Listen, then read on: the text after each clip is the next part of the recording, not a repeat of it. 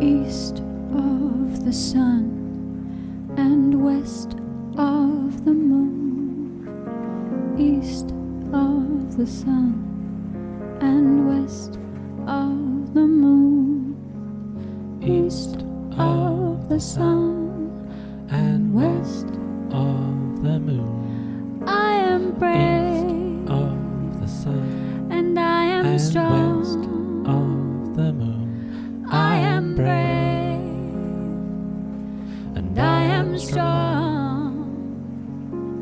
I am brave and I am strong. And I am brave and I am strong. And I am strong. Our lassie walked for many days until she came to a lofty crag, and under that crag there sat an old hag. "Good day to you," she said to the old hag. "I wonder, could you tell me where lies the castle east of the sun and west of the moon?" "I know not where this castle is," replied the hag. "Who are you, anyway? Are you the lassie that seeks her prince?" "I am," she replied, "I am. Can you tell me which way to go?" "I do not know that you will reach this castle." "Maybe you'll get there late or never. You may have the loan of my horse," replied the hag, "and ride on to my next neighbour. Maybe she knows the way to the castle. When you get there, just give my horse a switch behind the left ear, and he'll ride on back to me. And before you go, take with you this golden apple, for I feel you may have need of it." So our lassie rode on. She rode on to the next neighbour, who was another hag sitting under another lofty crag. She asked this one too, where lay the castle east of the sun and west of the moon, and this one too didn't know where it was. "I'm sorry," she replied. "Thither you'll get there late or never. You may have the loan of my horse and ride on to my next neighbour, and see where they may think the castle lies, east of the sun, west of the moon, as you say." And so she does. She rides on to a third hag that sits below a lofty crag. And this hag doesn't know either where lies the castle east of the sun and west of the moon. But she gives the girl a golden spinning wheel to go with the golden carding comb that the second hag gave her, and the golden apple that the first one had also given her. And this third hag said, "We might not know where this castle lies, but if you go to our brothers the west, south, east and north winds, maybe they can tell you where the castle lies. But be careful, for the north wind, he is angry and bitter." And so our lassie rode on, and she found the east wind first, who did not know the way, and sent her to his sister the south wind. The south wind did not know the way either, and sent her on to the west wind, who was warm and blustery, but did not know the way. "I shall take you," said the west wind to the north wind, "but mind, he is cruel and bitter, and can be angered by people asking anything of him." She went and stood before the north wind, and she asked, "Will you take me to the castle that lies east of the sun and west of the moon?" And he roared back at her, blowing cold, icy blasts in her face. "I once blew there, but I was so tired when I had reached the coast that I could not even blow an aspen leaf thither. Please, I beg of you," she said. "I need to find my prince who is held captive there. I must travel to the castle that lies east of the sun and west of the moon." "Are you brave?" said the north wind. "I am," she said. Then he said, "Climb upon my back, and I shall carry you thither." And they flew far to the north. And as they flew over the forest, tracks of trees fell before them. And as they flew over the sea, ships foundered by their thousands. But finally, they arrived on the coast by the castle that lies lies east of the sun and west of the moon. The castle was tall and dark and gloomy, just as you would imagine any castle to be, controlled by trolls. She sat down in front of the front gates and she waited, and sure enough, only a few moments later, a troll flung open a window above her. "Who goes there?" screeched the troll. "With a nose 3 L's long. This must be the troll princess that my prince is bound to marry." "I am here.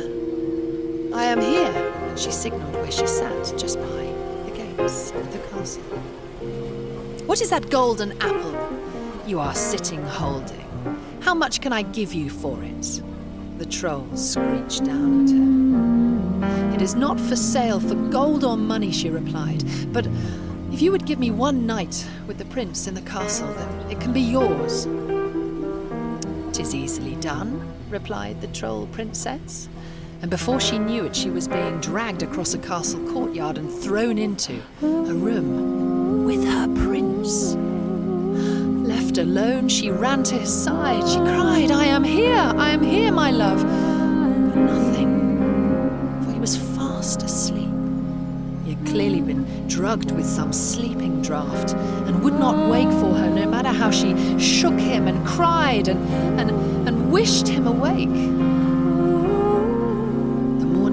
And she was pulled once from the room before her, dragged back out, across the castle courtyard and thrown before the gates. But she did not give up, for she was brave and she was strong. And so she sat this time with the golden carding comb. And once more the window above her opened and the troll princess leant out and said, "How much must I give you for that?" She replied, "It is not for sale for gold or money, but if I would have one more night with the prince in his castle tower, then you may have it." "'Tis easily done," replied the princess, dragged our lassie once more across the castle courtyard and threw her into the tower with her prince. But once more he was fast asleep. He had been draughted with the potion they had given him. He slumbered and she could not wake him. Morning dawned and she was dragged once again out of the castle. On this third day, she refused to give up, and instead she sat spinning her golden spinning wheel. And whilst she was sat doing that, before the troll princess came to her to ask what it was worth, our prince sat awake in his tower, deep within the castle. And in the cell next to his were other poor innocent folk that were being held captive by the trolls. And they whispered through the walls, "Prince, your lassie has come. She has come to you. Whatever they are giving you to drink, do not drink it again, for you sleep, you slumber while she's with you." And the prince heeded their words. And that night, when they came to give him the sleeping draught, such that he would be asleep the following morning, he did not drink it. And so, our lassie out the front, spinning with her golden spinning wheel. The troll princess, once again, leans out of the window. "What can I give you for it?" she cries. "Nothing. It is not for sale for gold or money, but if you will give me one final night with my prince in that tower, it can be yours." The troll princess laughed and said, "'Tis easily done." And so our lassie was dragged once more and thrown into the tower with her prince. But this time, he was awake. Oh, and there was much love and joy between them. "You have come, my love, you have made it here to rescue me, and just in the nick of time, for tomorrow I am to be married to the troll princess with the nose 3 L's long. But now you are here, we can make a plan. I shall say tomorrow that I have sworn only to marry the woman who can wash the 3 drops of tallow from my nightshirt. And they will think, because they are always fair game for any sort of competition, that they will win, and so they will agree to it. But But because they have the darkest hearts, these trolls, they will not be able to wash this shirt clean. But you will, my love, and I shall call for you, and you will come. And when you dip that shirt into the water, it shall emerge as white, as pure as driven snow. I will do it, the lassie replied, for I have not come this far to not win you back, my love. And so when the morning dawned, once more she was dragged from the castle tower. It takes a long time for a troll wedding to be prepared. But late in the afternoon, the prince was dragged from his castle turret. "Are you ready to marry my daughter?" said the troll queen to our prince. "I am, madam," he replied, "but before I do, I must tell you I have sworn only to marry the woman who can wash the 3 drops of tallow from this shirt, for I must see what my wife is fit for."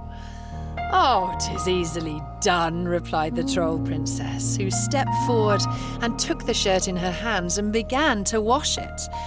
But as she did so, the shirt became blacker and blacker and blacker until it was so black it was like it had been shoved up the chimney.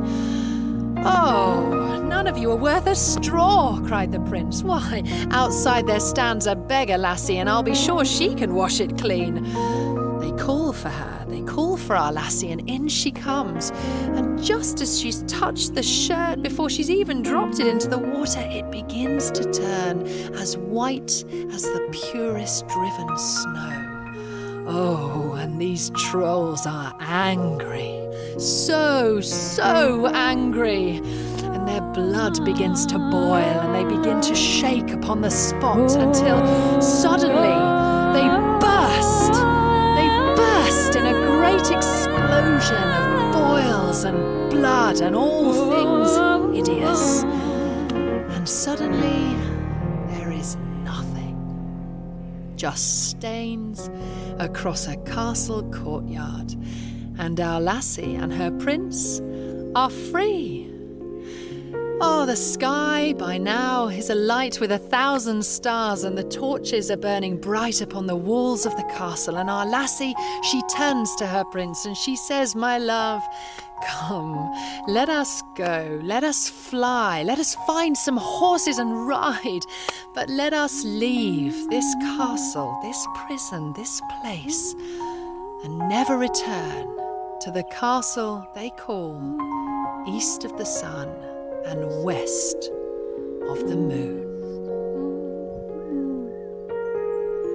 East of the sun and west of the moon. East of the sun and west of the moon. I am brave. East of the sun And I am and strong. west of the moon. Brave, and I am strong, and I am brave, and I am strong, and I will rescue him, and I will rescue him, and I will rescue him, I will rescue him.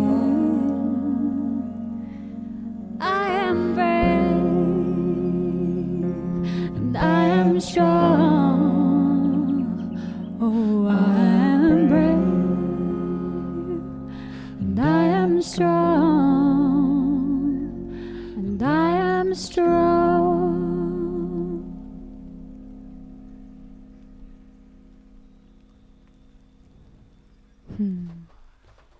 East of the sun and west of the moon. What an adventure. Yeah. Thank you, Bridie. That was magic.